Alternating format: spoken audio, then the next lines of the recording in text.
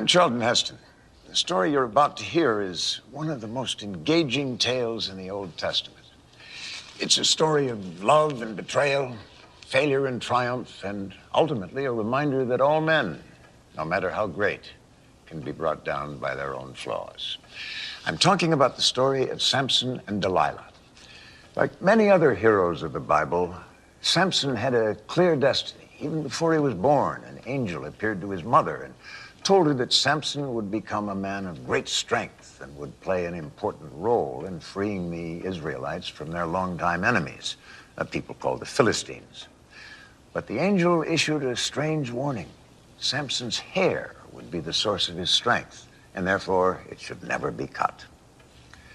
As Samson grows into manhood, he becomes an object of admiration, not only among his own people, but among the Philistine women. Eventually, he falls in love with one of those women, but it's an ill-fated romance. Believing that he's been betrayed by his beloved, he storms off in anger, and when he returns to apologize, it's too late. She's married someone else. In a fit of rage, Samson takes vengeance on the entire Philistine population by burning their crops. Now there's no turning back. The fragile peace that had existed between the Israelites and the Philistines had been shattered.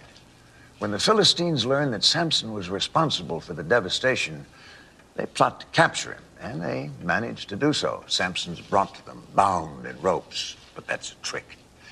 There are no bonds that can hold Samson. First opportunity, he bursts free, picks up a club, and begins to fight. By the end of the battle, he's killed 1,000 soldiers. It's a stunning victory. But the Philistines are not about to surrender. They'll bide their time until they can find a way to kill Samson. The perfect opportunity arises when Samson falls in love with a woman named Delilah. Sensing that she can be bought off, the Philistines tell her that they'll pay her dearly if she can uncover the secret of Samson's strength and reveal it to them. She readily agrees to try, and after 3 failed attempts, she's successful.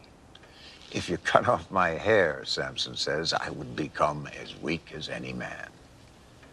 Later that night, when Samson falls asleep, Delilah informs the Philistines of her discovery, and they promptly shave his head. When he wakes, he's indeed as weak as any man. He's taken prisoner, and as an added punishment, his eyes are put out.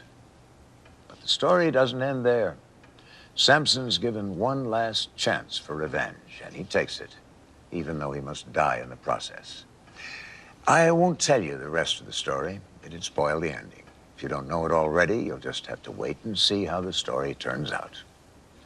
I've asked my good friend Simon to be your guide as you journey back to the time of this great biblical hero. But now, it's time for me to bid you farewell. I'll see you again next time. Until then, peace be with you.